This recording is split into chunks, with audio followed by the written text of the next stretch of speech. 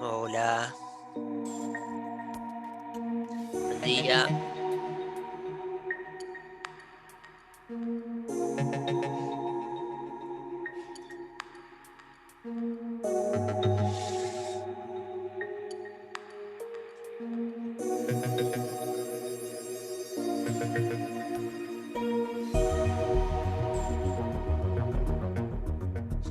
Hoy estoy en el espacio, chicos, flotando acá.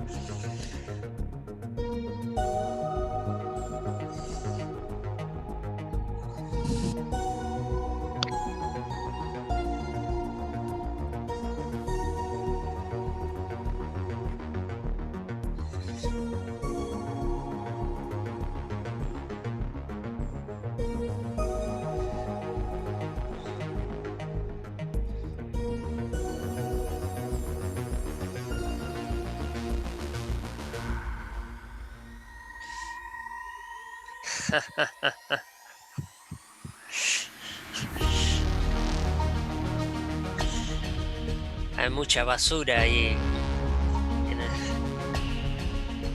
alrededor de orbitando la Tierra.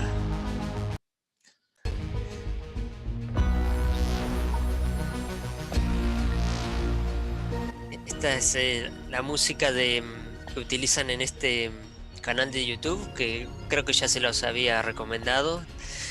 Cursor Gast. Em, Hacen videos de 10 minutos explicando algún tema de ciencia, eh, muchos temas, agujero de gusano, la soledad, vacunas, bueno, y aparte de los gráficos que son muy divertidos, la música me parece extraordinaria y la encontré en YouTube. En YouTube no, en Spotify.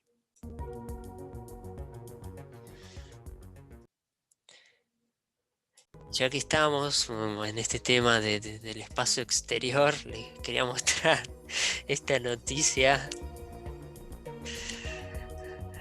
que, bueno, me parece algo positivo va a salir de este tipo al final. Vamos a ver si ventila ahí todos los secretos, a ver si realmente tienen ahí un platillo volador de Roswell.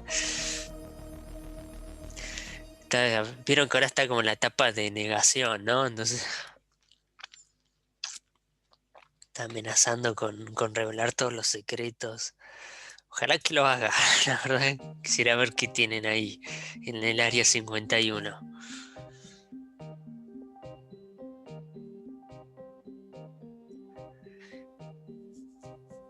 Sí, bueno, tiene tiempo de hacer macanas y decir qué pasó en Roswell.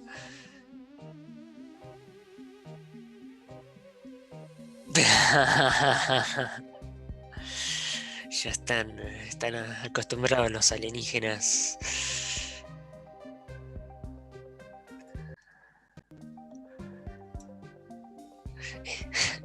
Qué locura, ¿no? El tipo ese qué desastre. Pero bueno, en este caso estoy a favor que largue todo a ver qué hay.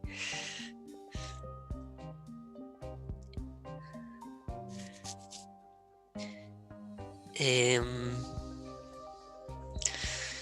Busqué los nombres de estos tipos que ayer no lo sabía, que acompañan a Shockley, que está acá en el medio.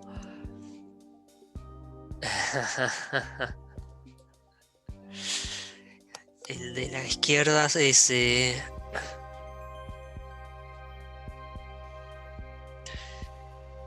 John Bardeen. Este, bueno, Shockley, y este es Walter Brattain. Entonces, físicos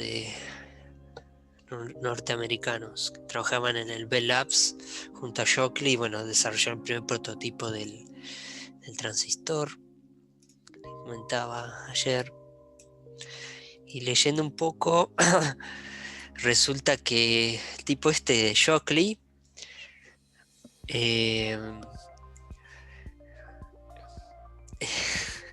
era un racista mal, tenía unas ideas de la superioridad aria, este, a lo, a lo nazi, pero bueno, con el tema de los negros, qué sé yo, tenía unas ideas ahí bastante chocantes sobre esos asuntos, así que fue medio controversial.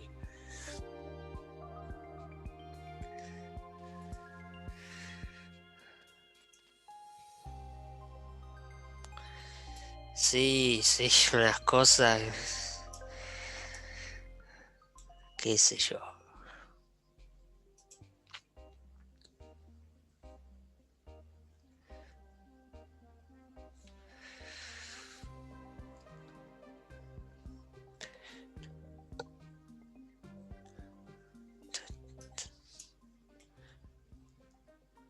Ahí está. Bueno, espero que estén bien este viernes 13, pero a nosotros no es mala suerte el viernes 13, sino no sé por qué es el martes 13, pero déjenme decirle que si fuese mala suerte yo ya estoy condenado porque hoy es mi cumpleaños, yo nací un 13 de noviembre y que encima fue martes, me fijé, fue martes el día que nací, así que yo estoy meado por los perros, por todo, soy de muy mala suerte. Bueno, muchas gracias.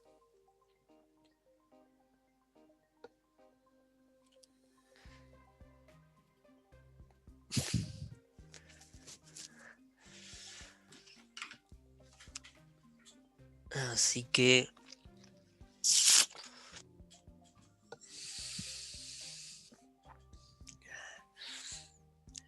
happy hour en Antares, ya si quieren emprender joda virtual, ¿cómo vendría a ser eso?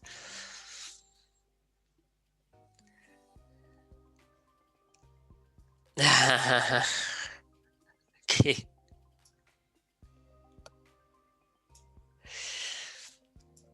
Bueno, gracias. No creo que haya mucha joda. La verdad que estoy medio ocupado. Tengo que hacer parciales. eh, y bueno, atender a la familia.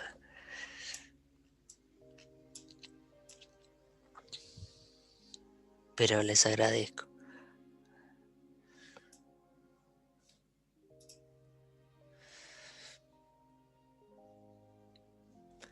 Bueno, pero para fin de curso podemos organizar algo.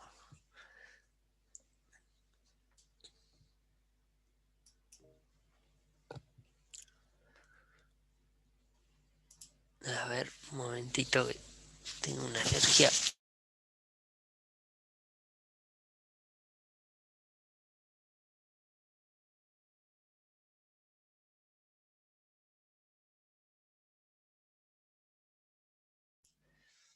Claro, una vez que nos saquemos de encima el asunto este de la cursada, no tenga que corregir más sus parciales, podemos hacer algo. En el peor de los casos hacemos una Among Us. ¿Qué les parece?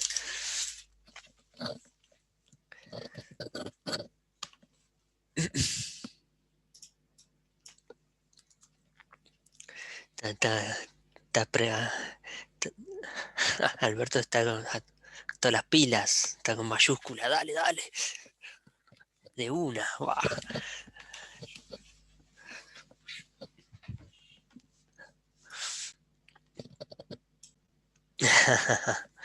Bueno, volviendo a lo nuestro, ayer vimos semiconductores intrínsecos, que dijimos que en un semiconductor intrínseco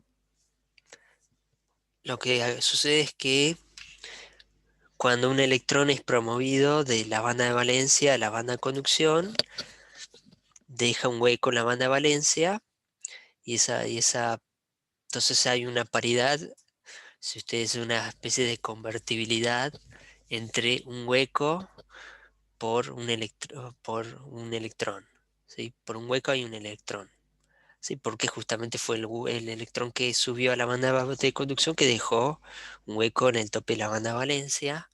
Dijimos que eso eh, pasa espontáneamente por la energía térmica que pueden capturar los electrones, y como este gap es chiquito para los semiconductores, bueno, en, a cierta, en ciertos instantes de tiempo hay una probabilidad de que algún electrón salte y se genere este par electrón hueco, que después el electrón viva ahí, esté en un estado excitado durante un instante de tiempo y después baja y se recombina con algún hueco. Y este proceso pasa muchas veces, muchísimas veces por segundo, entonces en un instante de tiempo determinado hay una cierta cantidad de electrones en la banda de conducción y de huecos en la banda de valencia. También dijimos que se pueden generar pares electrón hueco a través de una excitación lumínica, o sea, por un fotón o fotones cuyas energías, cuyos H por nu, sean por lo menos igual al gap, a la energía de gap. Entonces, bueno, un electrón puede capturar esa energía y saltar también. Primero tengo que hacer un fe de ratas. Cuando vimos la ley de acción de masas, dijimos que, bueno, si multiplicamos n por p y hacemos las cuentas, llegábamos a que nos quedaba ni al cuadrado, ¿verdad? Donde ni era la concentración intrínseca de portadores en un semiconductor intrínseco, que recuerden que en un semiconductor intrínseco el número de electrones en la banda de conducción es el mismo que el número de huecos en la banda de valencia, y eso llamamos ni la concentración intrínseca. Y ¿qué dijimos? Que podíamos multiplicar estos dos y despejar de acá ni.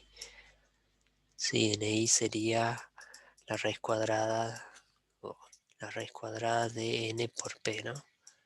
Con n por p dados por las expresiones de ahí arriba.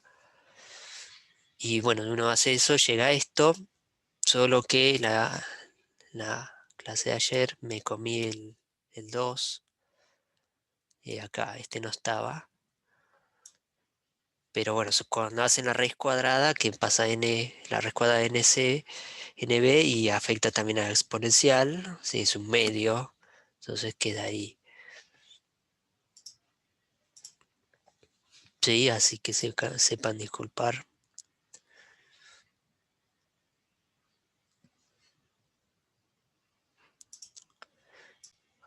Bueno, entonces ahora vamos a ver semiconductores extrínsecos,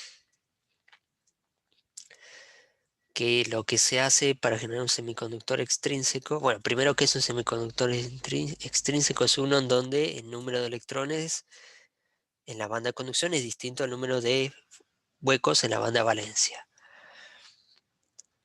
Sí, es por definición. El semiconductor intrínseco eran iguales. Bueno, si no son iguales, no es intrínseco, es extrínseco. Y para lograr que sean distintos, lo que se hace es agregar al semiconductor original, por ejemplo el silicio, agregarle impurezas de elementos que son parecidos, pero no exactamente iguales. Ese proceso se llama el dopado. Entonces, lo que se hace al agregar elementos que están cerca del silicio, ¿dónde está silicio? Acá en nuestra querida tabla periódica está acá, ¿no? Se agregan elementos del grupo a la derecha del silicio, que tienen en la banda de valencia un electrón más que el silicio, o también se pueden agregar impurezas del grupo de la izquierda que tiene un electrón menos, un electrón menos de valencia. Entonces es como que si tiene un electrón menos, como que tiene un hueco de más, ¿no? Entonces, dependiendo qué impureza, de qué grupo agregamos, tenemos dos tipos de semiconductores extrínsecos. Uno que se llama tipo N, en donde el número de electrones va a ser mayor al número de huecos, y esto ocurre cuando se agregan impurezas donoras del grupo de la derecha, que generalmente la nomenclatura de la tabla periódica tradicional se conoce como el grupo 5, este 4, no, eh, el silicio está en el grupo 4, 3, 4 y 5, que indica correspondiente con el número de electrones de valencia.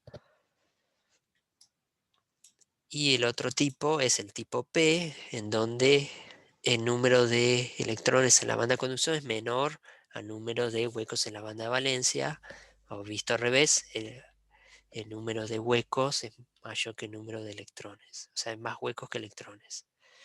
Y para eso se agregan impurezas del grupo 3, que son aceptoras.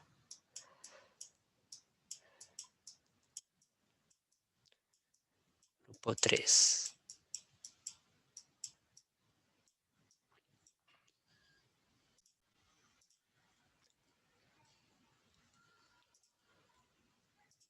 Entonces, empecemos por el semiconductor extrínseco tipo N. Como dijimos, se agregan impurezas de grupo 5, que pueden ser, por ejemplo, de estos elementos: nitrógeno, fósforo, arsénico y antimonio. Nitrógeno creo que no se utiliza porque a temperatura ambiente es un gas, pero fósforo, arsénico y antimonio sí. ¿Y qué es lo que pasa? El silicio tiene 4 electrones en la capa de valencia que puede utilizar para unirse a otros átomos de silicio a través de enlaces covalentes. ¿Sí? Recordad que en los enlaces covalentes se comparten los electrones de la valencia entre los átomos para que se forme la red cristalina. Y en cambio, la impureza que se agrega de este grupo tiene 5 electrones en la capa de valencia. Entonces, por ejemplo, esto si es un átomo intruso, la impureza de fósforo, como atómicamente es parecido al silicio, porque están cerca en la tabla periódica, se pueden unir con el silicio y sin que eso modifique demasiado la estructura de bandas, pero lo que pasa, lo que queda es que queda un electrón ahí que, digamos, está ocioso, no tiene mucho que hacer porque realmente no se necesita para formar los enlaces covalentes entre los átomos que conforman la estructura del cristal. Por lo tanto, es un electrón ahí que estaba ocioso, que muy fácilmente puede pasar a la banda de conducción con una pequeña patadita, digamos, un pequeño empujón térmico, un poco de energía, puede pasar a la banda de conducción y ahí va a aportar a la conductividad. Entonces, cuando se agrega una impureza, cuando se dopa, aparece este nivel de energía que está ahí en el medio de la banda prohibida en el medio no, está en la banda prohibida del material, del semiconductor base, cercana a la banda de conducción. Entonces ahí están los electrones de más de las impurezas, por ejemplo, de las impurezas del fósforo. Y esta diferencia de energía es muy pequeña, es de 0,01 electronvol, menor a eso en realidad, muy pequeña. Me parece que me come un cero más. Entonces con que haya un poquito de temperatura, estos electrones que no se utilizan en los enlaces covalentes pueden pasar a la banda de conducción y aumentar la concentración de electrones en la banda de conducción. Entonces hablamos que se agregan N de electrones, digamos, o sea, N de impurezas, átomos de impurezas, y cada uno dona un electrón que va a la banda de conducción. Algo parecido se puede hacer con un semiconductor extrínseco tipo P, pero ahora agregamos impurezas del grupo 3, o sea, el boro, el aluminio, el galio, el indio, los cuales tienen 3 electrones en la capa de valencia.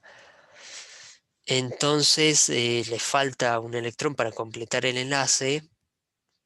Lo que pasa es que el electrón se presta, digamos, viene de algún átomo cercano, se comparte ahí como para más o menos formar el enlace, pero queda como un estado de energía vacío, que eso nosotros lo llamamos un hueco.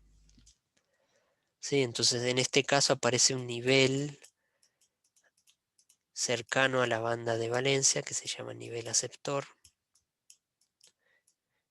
que de vuelta está muy cerquita de la banda de valencia, es una cuestión de unos pocas décimas de electronvol. Entonces los electrones de la banda de valencia pueden saltar, pasar a ese nivel aceptor fácilmente, con muy poquita energía, y en consecuencia dejar huecos en la banda de valencia. Entonces se incrementa la cantidad de huecos en esa banda al agregar Na átomos aceptores, y como cada átomo aceptor acepta un electrón, digamos, se añaden Na huecos, considerando que todos los átomos donan o aceptan un electrón, un hueco, que a temperatura ambiente prácticamente es así. Temperaturas menores, de vuelta, hay que hacer este salto, por más pequeño que sea, pero hay que hacerlo. No lo tienen que hacer los portadores de carga. A temperatura ambiente, de vuelta, hay suficiente energía como para considerar que prácticamente todas las impurezas están ionizadas. O sea, donaron su electrón de valencia o aceptaron un hueco.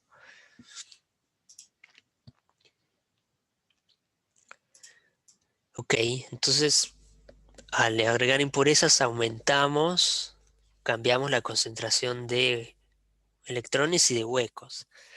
Y ahora nos preguntamos, bueno, cuánto, digamos, cuantitativamente, cómo la cambiamos.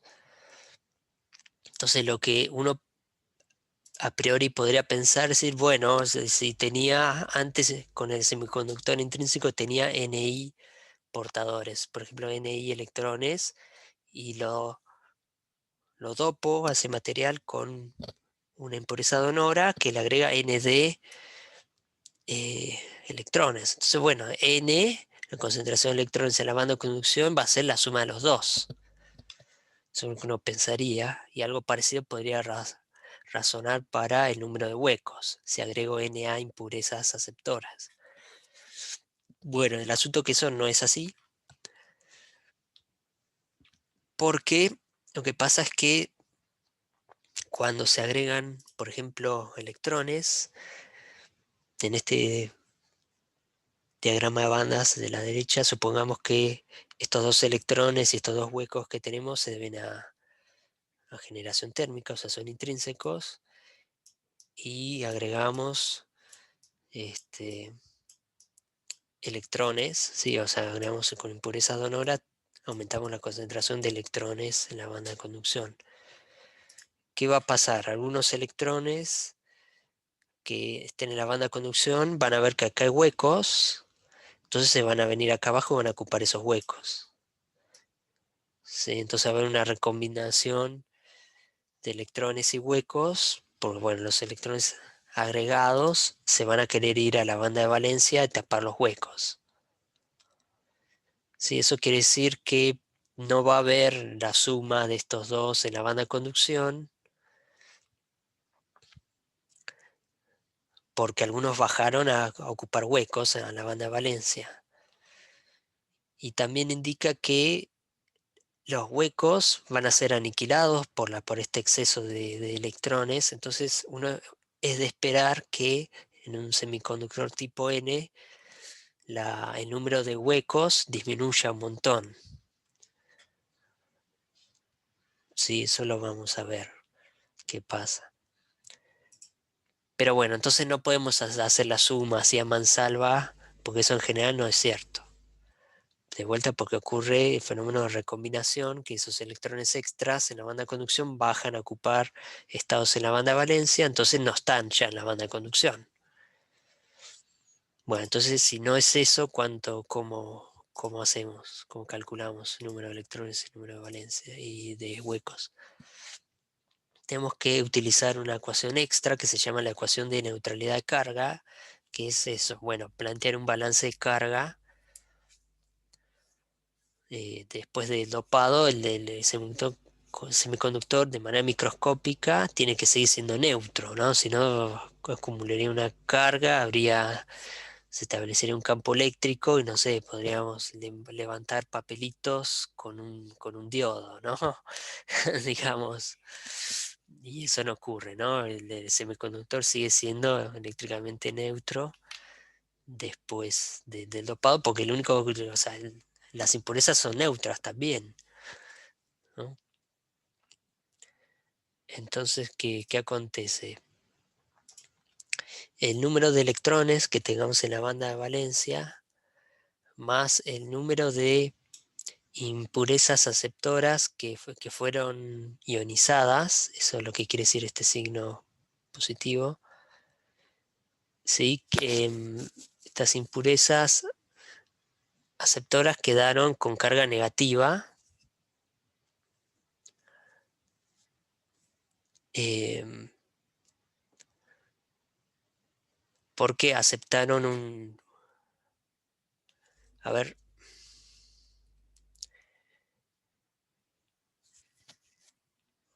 NaP,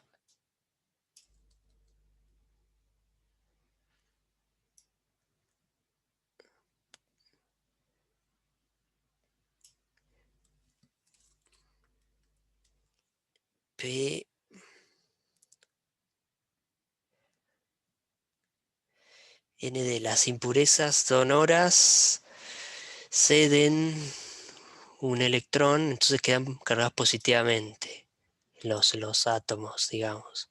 Vamos a pensarlo con ND, que es más fácil que pensar con huecos. Y después tenemos los huecos, que lo vemos como carga positiva, ¿verdad? Y lo mismo puede pensarse para los electrones y las impurezas aceptoras, que caen con carga negativa. Entonces, macroscópicamente tiene que haber una igualdad para que la carga neta sea cero, ¿no? Bueno, a temperatura ambiente dijimos que prácticamente todas las impurezas están ionizadas, que quiere decir que en carga tenemos el número de huecos que se agregan por impurezas y el número de electrones que se agregan por las impurezas donoras, y se tiene que cumplir esta ecuación de neutralidad de carga.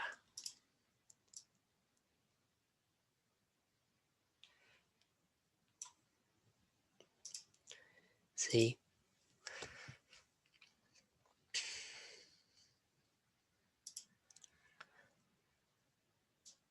Suponiendo que tenemos Na y Nd, ¿no? Podría ser que solo dopemos con Nd y Na sea cero, o al revés, que Na tenga un valor y Nd sea cero, o que tengamos los dos. ¿Sí? También se puede dopar, eso no lo dije, pero se puede dopar con los dos tipos de impurezas. Eso se usa mucho en dispositivos semiconductores en un proceso que se llama compensación. En ese caso depende de quién gane, ¿no? Para determinar si es tipo P o tipo N. O sea, si N es mayor a P sigue siendo tipo N, y si P es mayor a N sigue siendo tipo P. Bueno, pero queremos saber cuánto vale, cuántos electrones y cuántos huecos hay, o sea, saber N y P. Entonces, usamos la ecuación de la ley de neutralidad de carga y la ley de acción de masas. Tenemos dos ecuaciones con dos incógnitas. Las incógnitas son N y P, y bueno, tenemos que resolver esto. Entonces, por ejemplo, no sé, despejemos P de acá y pongámoslos en la ecuación de neutralidad de carga. P sería NI al cuadrado dividido N. Entonces nos quedaría N más NA. Voy a poner todo al mismo lado. Menos NI cuadrado sobre N. Menos ND igual a 0. El N me quedó acá en el denominador. Voy a multiplicar todo por N. Me queda N cuadrado menos N y al cuadrado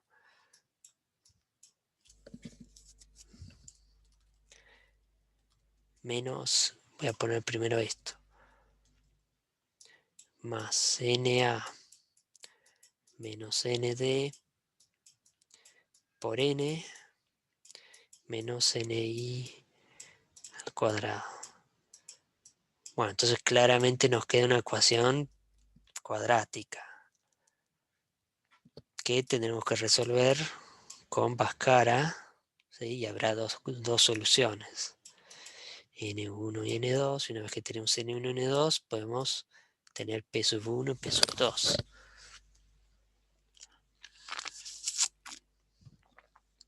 Sí, entonces de esa manera podemos calcular de manera exacta los valores de N y P, dados NA y ND. Bueno, y si, no sé, tenemos N y P y queremos sacar, por ejemplo, ND y NA, bueno, podemos volver a utilizar estas dos ecuaciones para hacerlo. Bueno, ese es el método exacto. Utilizando estas dos ecuaciones se hace Bhaskara y sale. Un poco de cuentas, pero se puede hacer.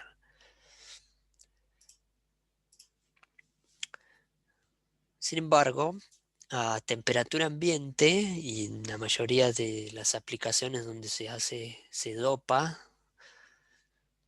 ocurre que el nivel de dopado, o sea, la concentración de electrones donores, es mucho mayor que la concentración intrínseca del material semiconductor base, del silicio, del germanio. Entonces eso nos permite resolver esto de manera más directa con aproximaciones que son muy buenas aproximaciones. Con que sea mucho mayor, en ingeniería alcanza la mayoría de los casos aunque sea 100 veces mayor, ¿no? Mientras más grande sea ND, mejor la aproximación, evidentemente, pero con 100 veces, realmente la aproximación es muy buena. Entonces, si ND es mucho mayor a NI, entonces el número de electrones en la banda de conducción va a estar dominado por los electrones extrínsecos provenientes del dopado. Entonces ND va a ser con muy buena aproximación directamente ND, porque los NI, los intrínsecos, van a ser tan pocos comparado con ND que es despreciable su aporte. Y bueno, acá para hacer las aproximaciones supongamos que no hay impurezas aceptoras, o sea que Na es igual a 0, se lo dopa solo con ND. Y utilizando esta aproximación, entonces con la ley de acción masa podemos aproximar también P, ¿no? Sería NI al cuadrado sobre N, pero N lo aproximamos como ND, entonces NI al cuadrado sobre ND sería el número de huecos. Que como, de vuelta, ND es mucho mayor a NI, por más que NI esté elevado al cuadrado, como ND es muy grande, esto va a ser un número chiquito, no va a ser 0, pero va a ser chico, mucho más chico que NI. Entonces, ¿qué pasó? En este material que lo dopamos con impurezas donoras y por lo tanto es tipo N, el número de electrones en la banda de conducción creció un montón respecto al caso intrínseco, y el número de huecos en la banda de valencia decreció un montón también, justamente porque agregamos impurezas donoras que se recombinaron con los huecos que ya había en la banda de valencia, los huecos intrínsecos hicieron caer la cantidad. Entonces n es mucho mayor, bueno, es igual, aproximadamente igual a nd, que es mucho mayor a ni, a la concentración intrínseca. Y p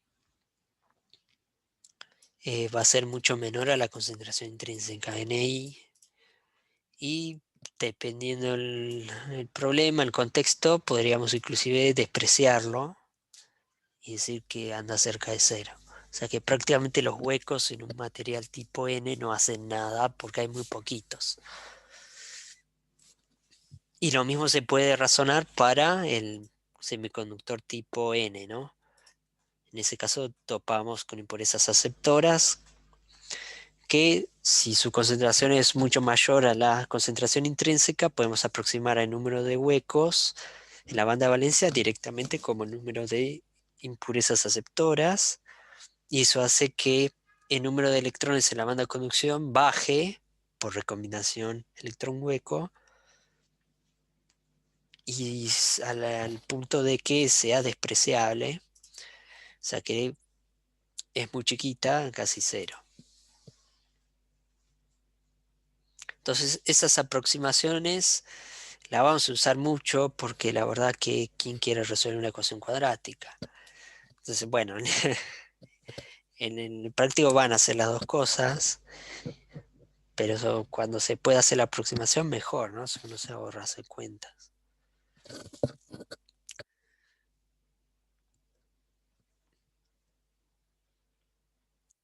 ¿Sí?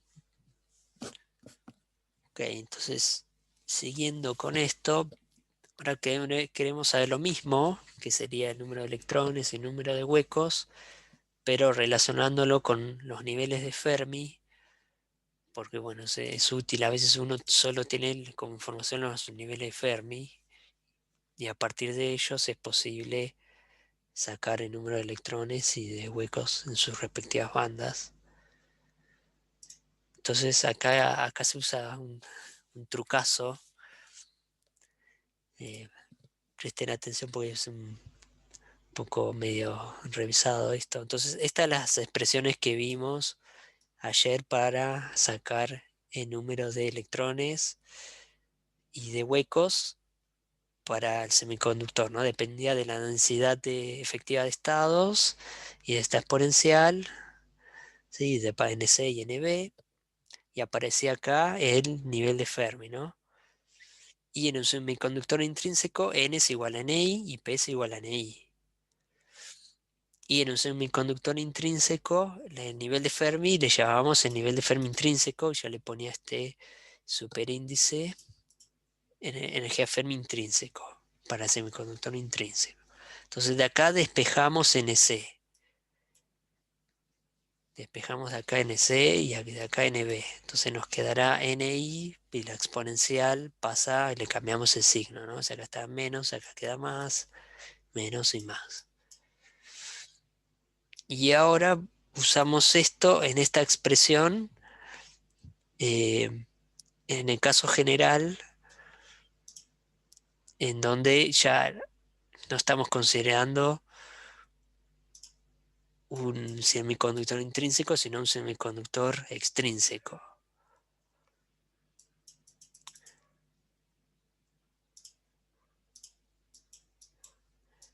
Sí, entonces reemplazamos esto en esta expresión de vuelta. Pero ahora E de Fermi es E de Fermi.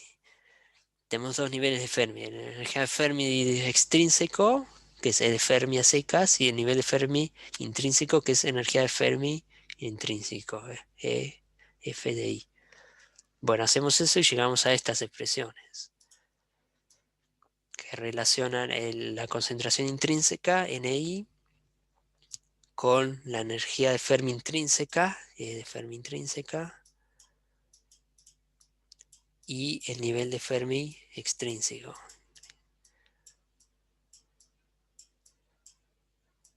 Eso quiere decir ahí, este sería extrínseco.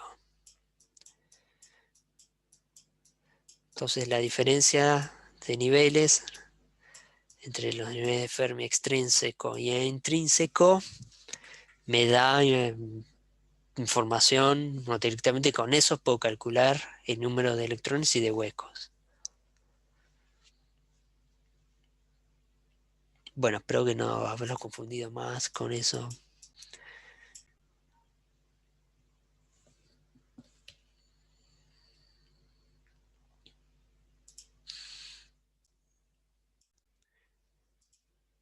Pero bueno, esas expresiones las podemos utilizar de vuelta, porque si tenemos solo los niveles de Fermi, podemos sacarlos.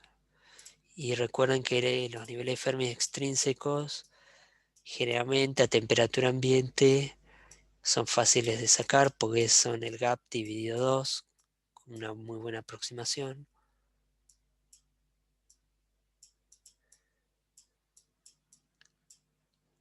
¿Sí?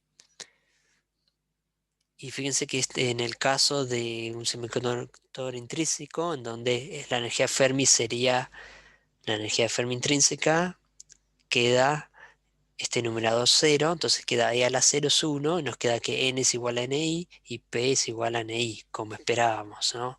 Como sospechábamos.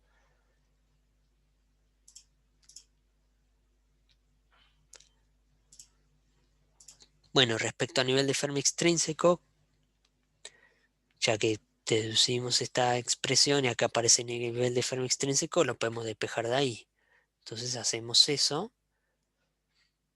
despejamos el nivel de Fermi extrínseco, que queda en función del nivel de Fermi intrínseco, más un término adicional que depende de las concentraciones. En este caso yo elegí el N, podría haberlo despejado el P también y me quedaría en función del P, de lo mismo. Entonces este término adicional depende de la temperatura y del logaritmo natural de N dividido NI. Y bueno, la energía Fermi intrínseca habíamos visto que era esto. En realidad acá me estaría faltando la referencia, que generalmente es EB, que normalmente se toma como igual a 0, pero bueno, deberíamos ponerlo para ser más rigurosos. Y esto habíamos dicho que era el gap dividido 2, ¿no? Y como este término que depende de la temperatura del NB y el NC variaba poco en realidad, es como que lo despreciábamos.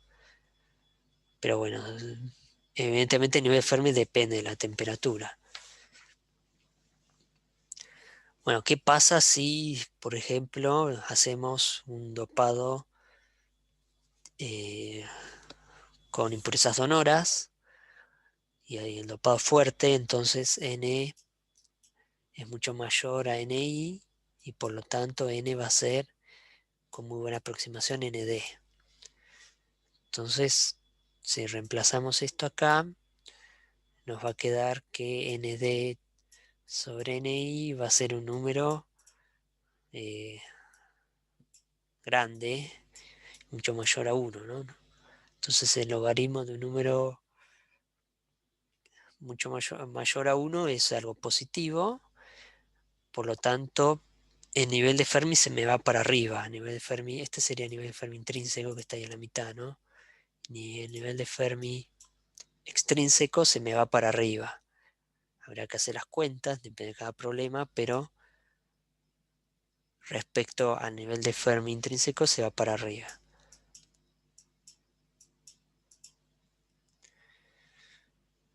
Si en cambio topamos con impurezas aceptoras y el dopado es salvaje, digamos, que tal que nos permite hacer esta aproximación, entonces acá ¿qué pasa? Si P es igual a NA, vimos que el N se me va a venir para abajo. ¿sí? Porque va a haber huecos que se van a recombinar con los electrones intrínsecos en la banda de conducción y me van a bajar el n. Y va el n, el nuevo n, va a ser menor al ni. Entonces n dividido en i va a ser menor a 1. Y puede ser mucho menor a 1. Entonces el logaritmo natural de un número menor a 1 es algo negativo, ¿no? Esto me va a dar negativo menor a 0. Por lo tanto, el nivel de Fermi se me va a venir para abajo respecto a nivel Fermi intrínseco. De vuelta, depende de cada problema, pero pongamos que queda ahí. El nivel de Fermi baja. Entonces el nivel de Fermi sigue al gradiente de concentración, digamos. Donde hay más, si hay más electrones en la banda de conducción, el nivel de Fermi se me va para arriba. Si hay más huecos en la banda de valencia, el nivel de Fermi se me va para abajo. Es un buen indicativo de eh, qué es dónde están los portadores mayoritarios de carga en un semiconductor. Eso no mencioné, pero en un material tipo N se llama que el portador mayoritario de carga son los electrones, porque bueno, son los que abundan en la banda de conducción, y los portadores minoritarios eran los huecos. Análogamente, en un semiconductor tipo P, los portadores mayoritarios de carga son los huecos y los minoritarios los electrones.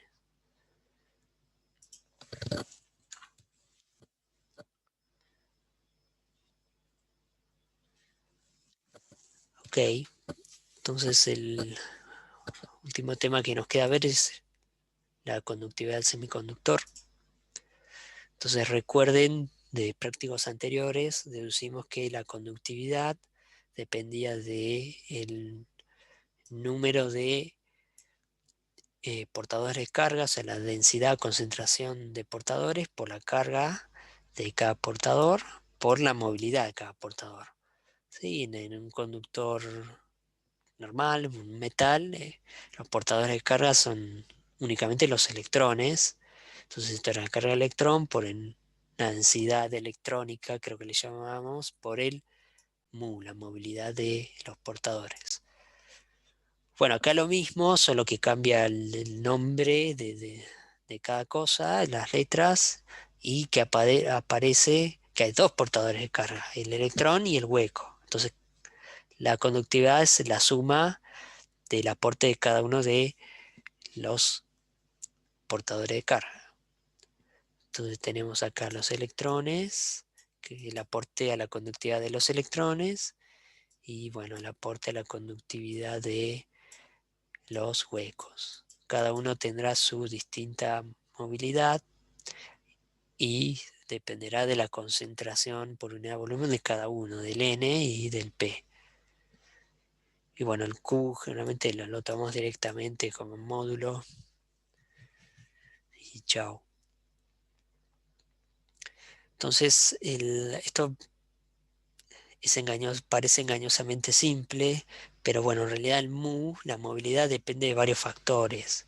Uno es la temperatura, como está graficado cualitativamente acá, en la dependencia del mu con la temperatura.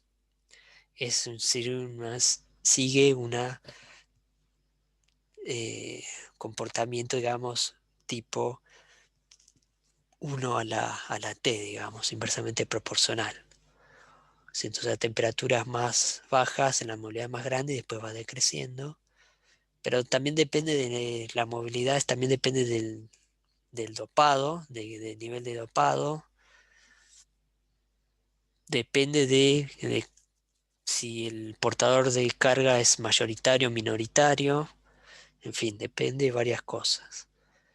Generalmente lo que suele pasar, no siempre, pero la mayoría de las veces suele pasar que la movilidad de los electrones es mayor, suele dar números mayores que la movilidad de los huecos.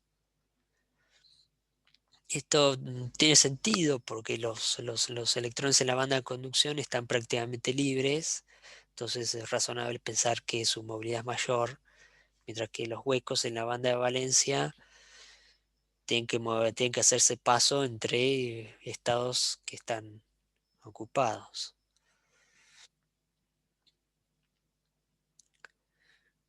Bueno, y en particular para un semiconductor intrínseco, en donde el número de electrones es igual al número de huecos, la fórmula se queda un poco más sencilla, ¿no? Porque n igual a p, lo puedo sacar factor común y eso es ni, me queda esto, que pueden utilizar la expresión de ni que vimos, que era ncnb, la raíz cuadrada de ncnb, por e a esa exponencial, ¿no? E gap sobre 2kt. Y agrupar todos los términos constantes, entre comillas, voy a ponerle comillas al sigma cero, y dejar la exponencial. Constante porque acá en sigma cero también entra la temperatura, porque en S y en B depende de la temperatura. Y también porque el mu y el p dependen de la temperatura y del número del... Ah, bueno, pero este es intrínseco, entonces el dopado no nos interesa. Pero bueno, ¿qué pasa? La exponencial es la que domina el comportamiento porque depende fuertemente de t. Tiene una dependencia más fuerte de t que el resto de los términos. Por eso se hace eso. Pero bueno, sepan que es una aproximación. Nosotros, la mayoría de los problemas, vamos a considerar que el mu y el mu n y el mu p, o sea, la movilidad son constantes y que no dependen ni de la temperatura ni del dopado, salvo que se diga explícitamente lo contrario. Por ejemplo, esta es una curva más realista para el silicio del dopado para portadores mayoritarios y minoritarios en función de el dopaje.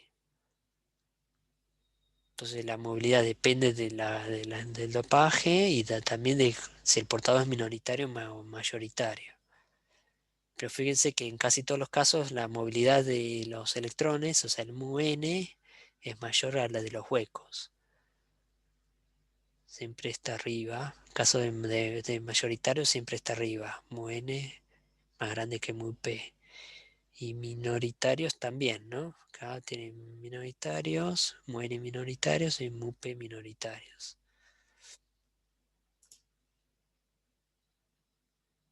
Oh,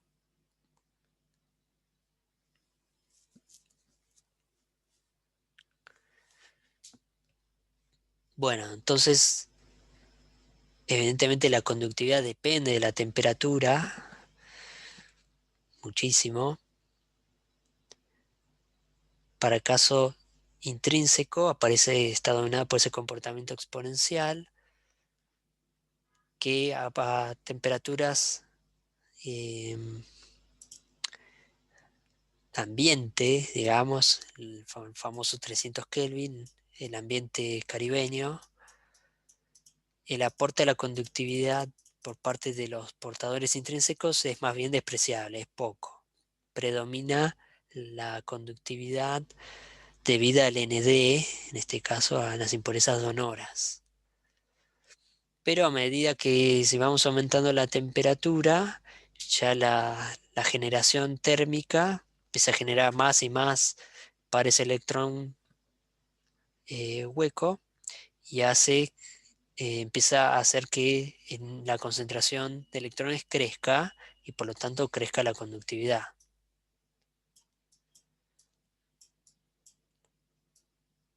Entonces, bueno, si uno va a diseñar o va a trabajar con un dispositivo semiconductor que va a trabajar a temperatura mayor a la temperatura ambiente, que suele pasar porque la- los, los semiconductores disipan potencia y por lo tanto se calientan. O sea, piensen en su microprocesador, ¿no? No trabaja a 20, a 30 grados, trabaja aquí a 80, 90. Entonces, bueno, hay que considerar que ya el aporte de los portadores intrínsecos o los portadores térmicos ya empieza a importar. Fíjense que hay un rango constante, acá pone entre 50 y 350 Kelvin, en donde la conductividad del semiconductor extrínseco se mantiene prácticamente constante, debido a que todas las impurezas sonoras se ionizaron y el aporte de los portadores térmicos es despreciable. Entonces el mu por el Q por el ND es lo que domina, ¿no? La conductividad. Pero a temperaturas muy bajas, que acá dice 50 Hz, 50 Kelvin, pero en otros libros dicen que puede ser tan poco como 200 Kelvin, o sea, son temperaturas igual muy bajas, ¿no?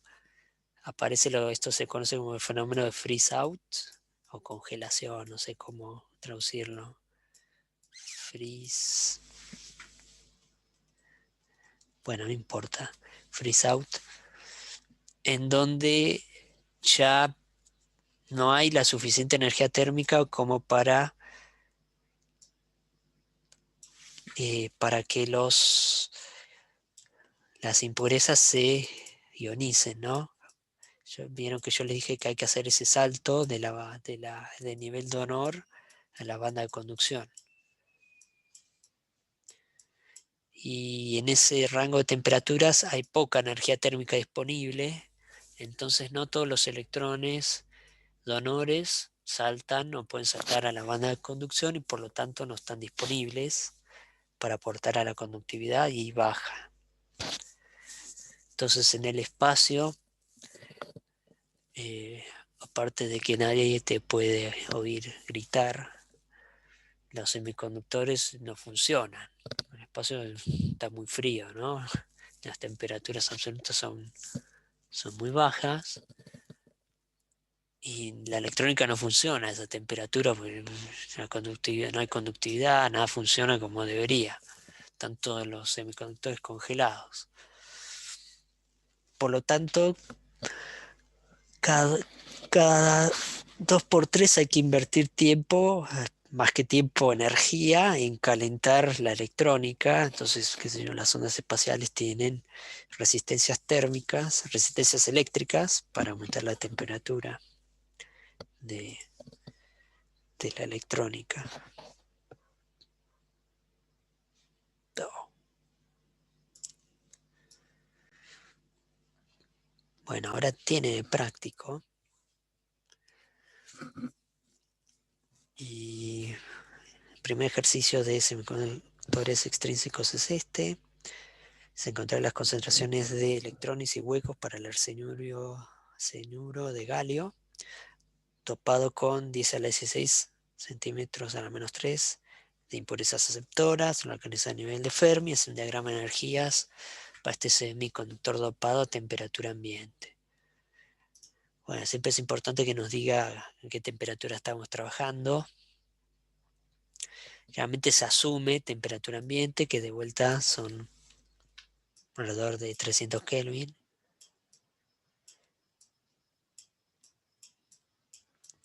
¿Sí? Entonces nos pide la concentración de electrones, eso es N. La concentración de huecos, eso es P. Nos da que el dopado se hace con Na igual a 10 a la 16 impurezas aceptoras, que vamos a considerar de vuelta que a temperatura ambiente están todas ionizadas, o sea que hay Na huecos aceptores. Y que nos pida banda de energías y que localicemos el nivel de Fermi.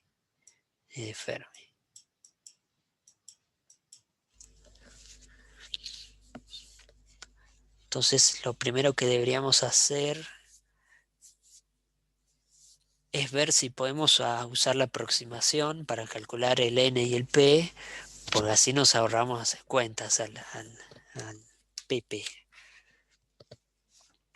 Entonces, para hacer eso, deberíamos ver si pasa que Na es mucho mayor a Ni, la concentración intrínseca. Si eso pasa, podemos hacer la aproximación de que, bueno, P va a ser con muy buena aproximación Na. Entonces tenemos que sacar el Ni para el arsenurio de galio, que bueno, no lo tenemos que calcular porque temperatura ambiente está dado en la tabla esa, la primera tabla del práctico, está calculado ahí, o lo tuvieron que calcular, no recuerdo, vamos a ver si estaba ahí.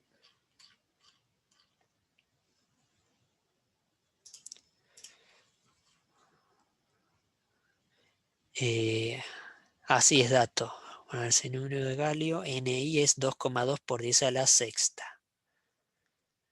Y otro dato que probablemente necesitemos es el gap, también está 1,43. Bien. Si no fuese dato, lo tendríamos que calcular, el Ni con las expresiones que vimos. Pero bueno, en este caso es dato. Ni dijimos que es 2,2 por 10 a la sexta centímetros a la menos 3. Bueno, entonces ahora sí podemos hacer esta comparación, ¿no? Na es 10 a la 16 centímetros a la menos 3. Y Ni es 2,2 por 10 a la 6. O sea que Na es 10 veces, perdón, 10 a las 10 veces más grande que Ni. O sea que es muchísimo más grande que Ni, pero por un montonazo. Por lo tanto, esto se cumple y hacer esta aproximación está muy bien. Este no es el problema. ¿Qué pasó? Ah, este es. Entonces, P es igual a Na, que es 10 a la 16 huecos por centímetro cúbico.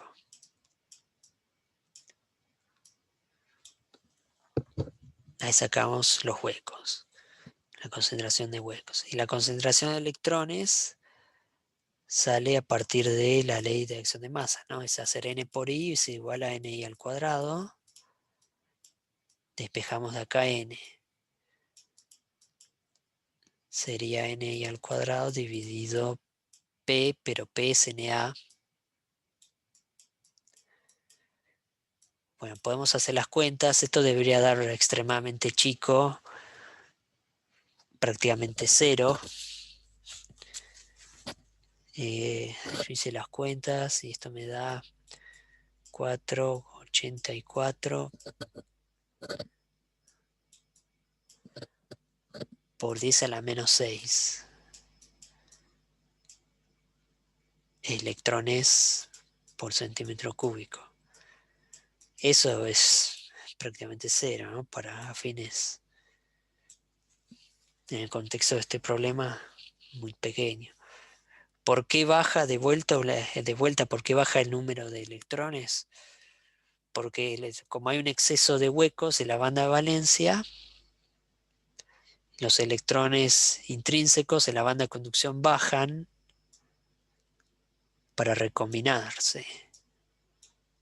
Entonces se aniquilan. Entonces perdemos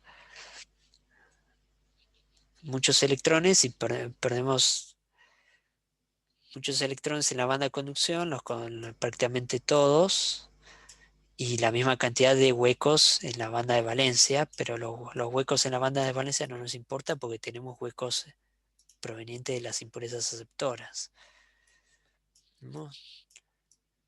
Entonces vamos a tener todavía un montón de huecos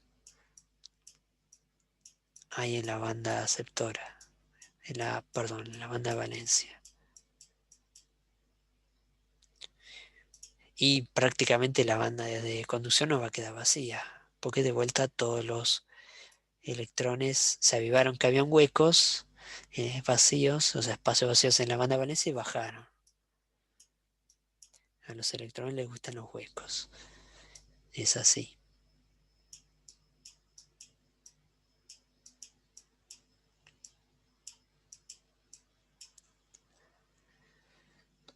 Tenemos N, tenemos P.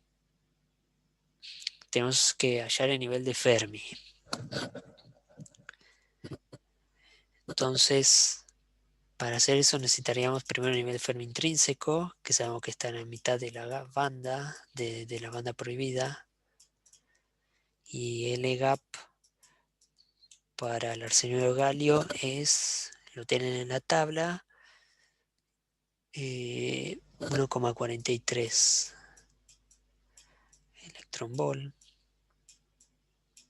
Entonces, de la expresión que vimos de despejar, podemos despejar la energía Fermi, nos quedaba la energía Fermi extrínseca, es la energía Fermi intrínseca,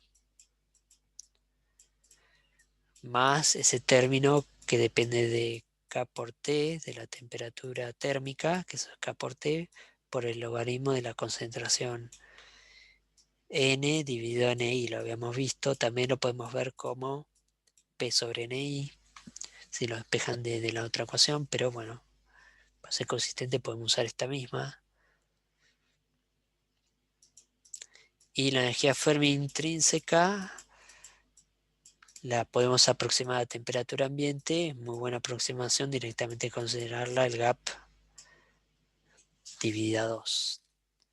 O sea que está ahí a mitad de la banda prohibida.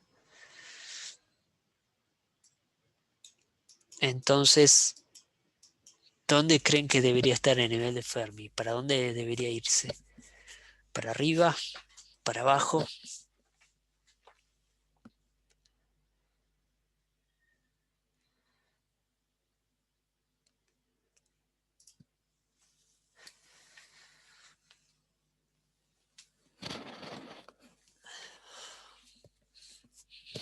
¿Qué les parece?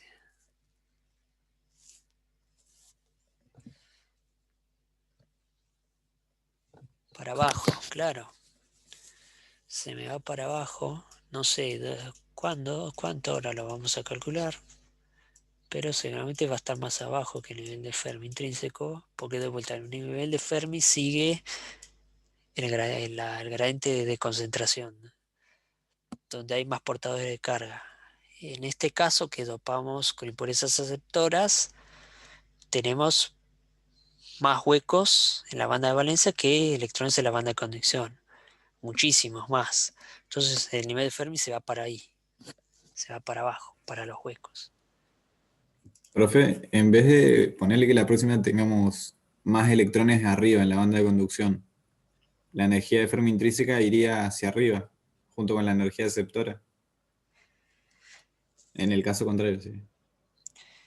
Eh, a- el nivel de Fermi intrínseco es siempre a la mitad. El nivel de Fermi extrínseco sí, se iría para arriba, para la banda de conducción. Y el Buenísimo. nivel aceptor pasa a ser el nivel donor, que está cerca de la banda de conducción. Buenísimo. Sí. Gracias.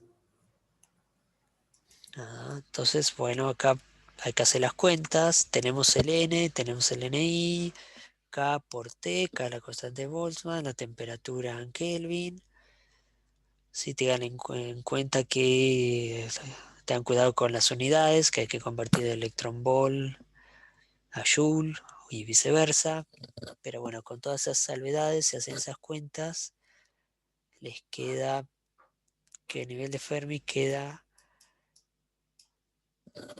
eh, a mí me dio que está 0,14 electronvolt arriba del nivel de la banda de valencia. Sí, que se vendría a ser esta. Entonces bajó, ¿no? Porque el nivel de Fermi intrínseco está a la mitad, que sería, eh, qué sé, como 0,7, 0,71 monedas, algo así, electromol, ¿no? Bueno, para evitar confusión, si quieren ponga que la referencia que es B, que B es igual a 0. Entonces, el nivel de Fermi intrínseco quedó alrededor de 0,7 y el nivel de Fermi extrínseco 0,14. Entonces, disminuyó. Se fue para la banda de valencia. Estamos considerando que B es igual a 0.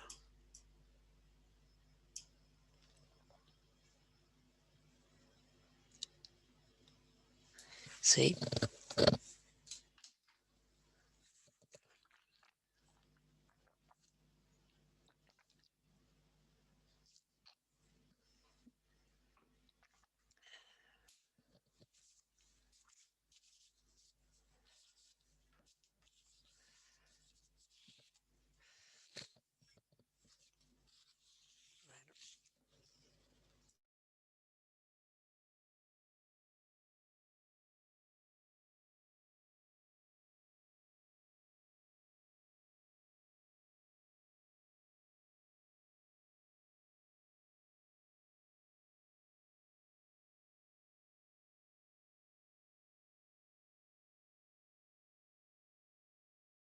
Profe, ¿podría explicar lo último que dijo?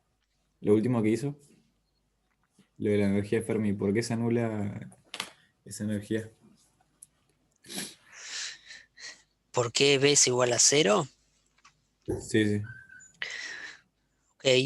En realidad Ah, la referencia. lo ponemos como referencia. Uno puede poner la referencia donde quiera. Inclusive podría ponerla en S. Poner S igual a 0 y a partir de ahí considerar cuánto va de cada una de estas. Lo más conveniente y lo más usual es poner EB igual a 0. Es la referencia nada más. Buenísimo. Listo.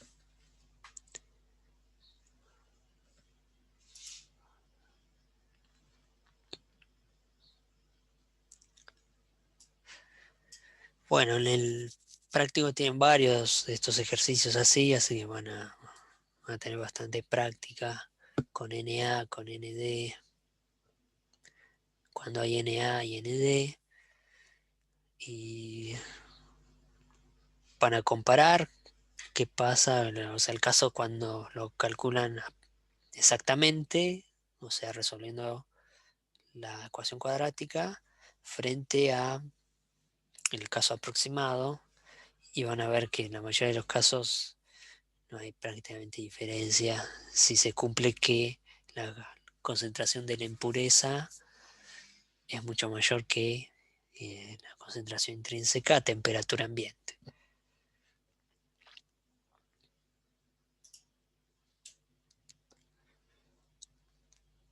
Bueno, hagamos un ejercicio más de conductividad.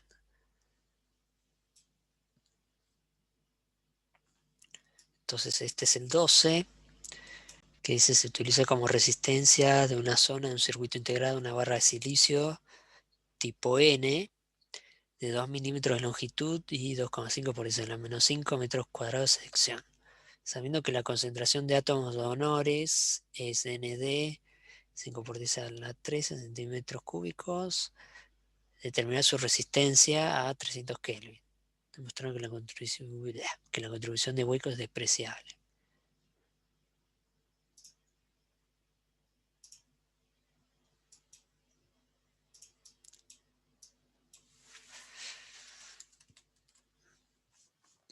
Entonces nos pide resistencia, y la resistencia, ¿qué es? Es la resistividad, depende de la resistividad, depende del largo y depende de la sección o el área de ese material, ¿no? Para eso nos da una longitud y una sección, y el ρ, la resistividad es inversamente proporcional a la conductividad, ¿no? Es 1 sobre la conductividad.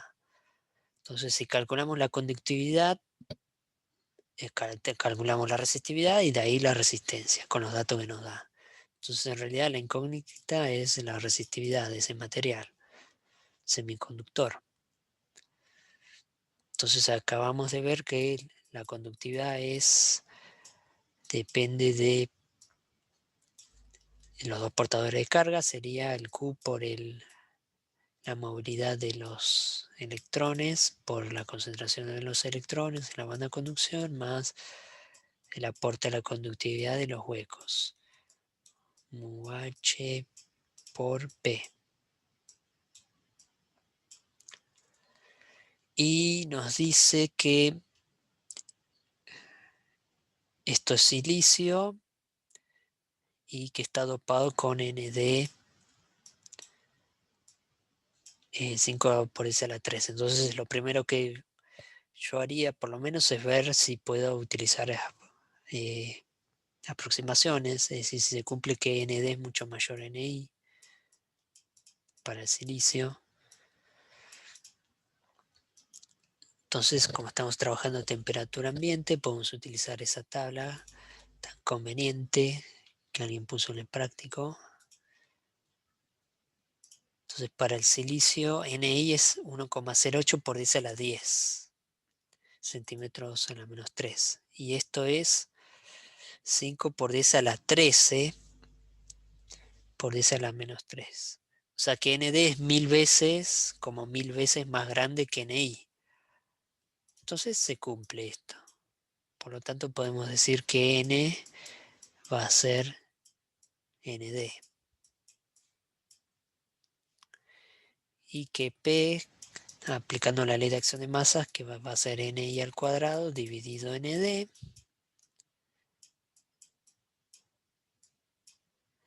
Y de ahí ver cuánto vale, pero este debe ser un valor más bien chico. De hecho, podemos calcular, pero lo vamos a despreciar, que justamente lo que pide comprobar, pero para hacerla en cuenta vamos a ver que esto es despreciable. A ver si tengo calculado los valores. No tengo calculado los valores. Entonces lo vamos a despreciar. Por lo tanto, el sigma me va a quedar simplemente Q por mu sub n por n que vale nd. Una muy buena aproximación. Bueno, y ahora solo resta hacer las cuentas con un asunto. ¿Cuánto vale la movilidad de los electrones? ¿Cuánto vale mu n para el silicio? Bueno, de vuelta. Mu n depende de muchas cosas. Del nivel de dopado, de la temperatura, del tipo de material. Nosotros la vamos a hacer fácil, vamos a considerar que se mantiene constante, que solo depende de qué tipo de material es. Entonces de vuelta nos vamos a la tabla, en este caso a la tabla 1 del práctico.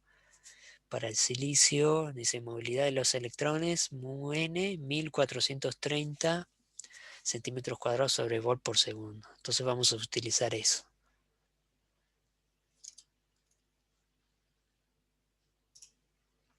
(1430). Bueno, y las unidades que sean. Bueno, no me las acuerdo, pero las tienen ahí anotadas.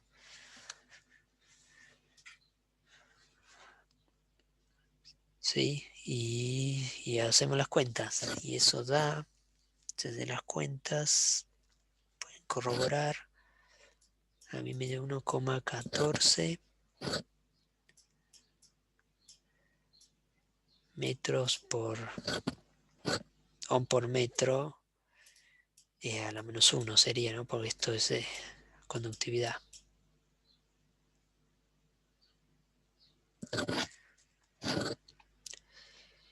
Y bueno, ahora que tenemos la conductividad, hacemos la inversa, sacamos la resistividad y calculamos con los datos de longitud y sección la resistencia. A mí me da 69,83 ohm.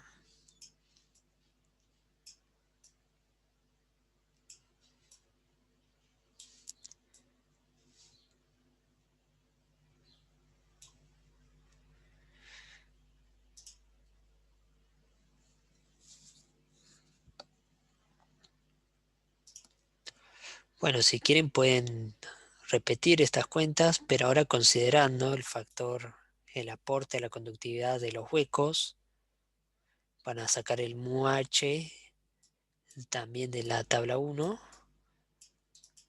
y el P, en menos de usar la aproximación que vale 0, usan lo que valga, que va a ser un número chico. Y cuando lo hagan van a ver que el sigma ni se va, no va a mover el amperímetro en absoluto. Entonces el aporte a la conductividad de los huecos, en este caso, es despreciable.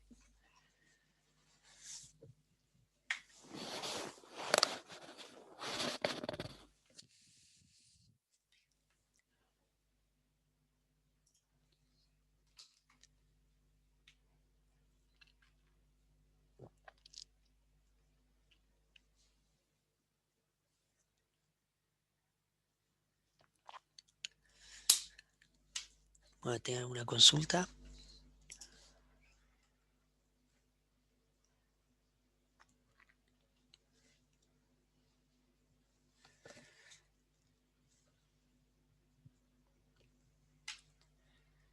Este práctico es un poco largo, así que van a tener que dedicar un poco de tiempo.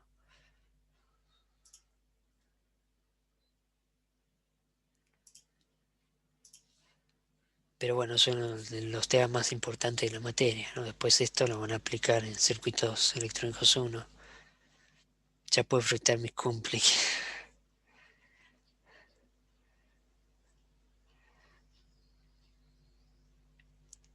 Ya comí torta, así que...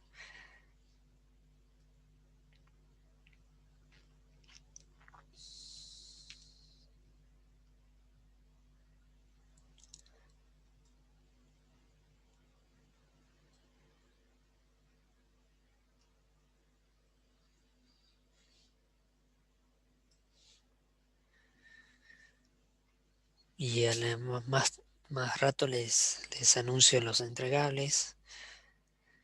Ajá, este es el que les decía que les hace comparar, utilizar aproximaciones frente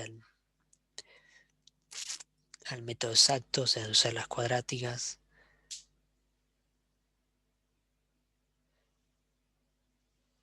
Qué divertido.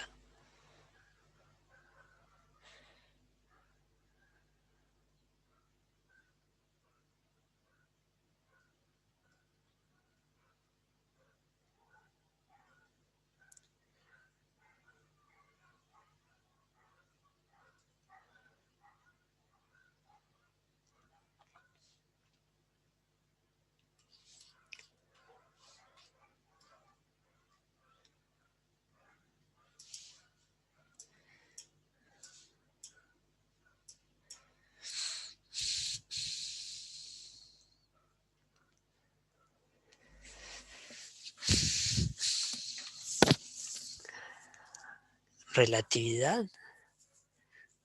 No es tan largo de relatividad. El de Schrödinger es más largo, me parece, ¿no?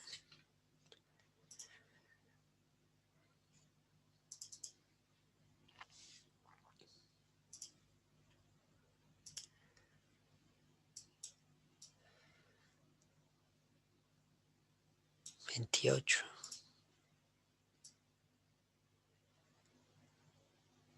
22,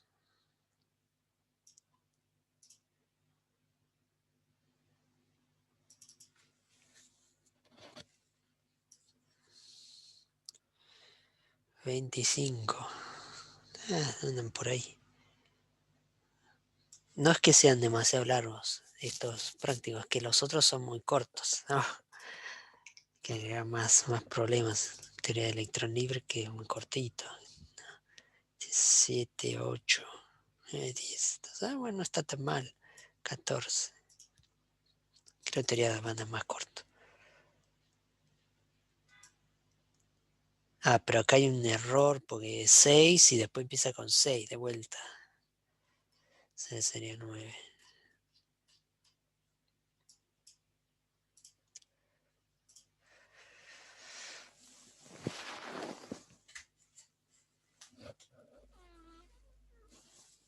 Ay.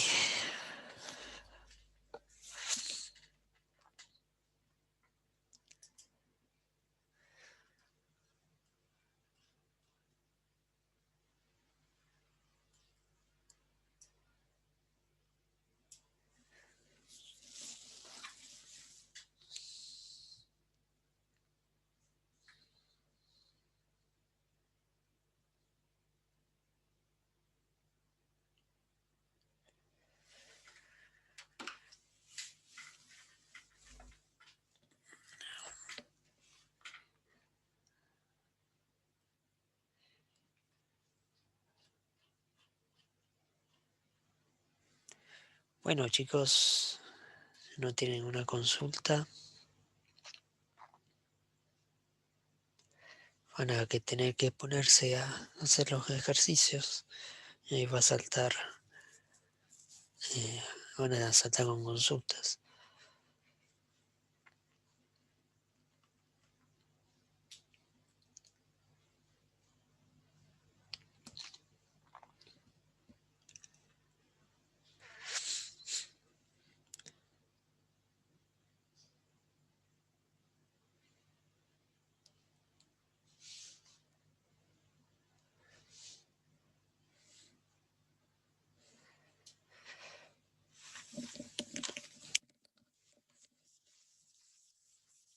Bueno, nos vemos la próxima semana. Entonces, que tengan un buen fin de.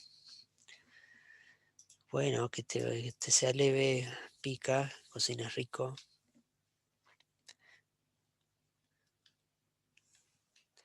Bueno, chao, entonces.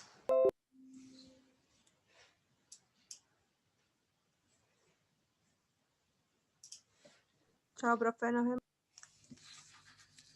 Chao. Buen fin de.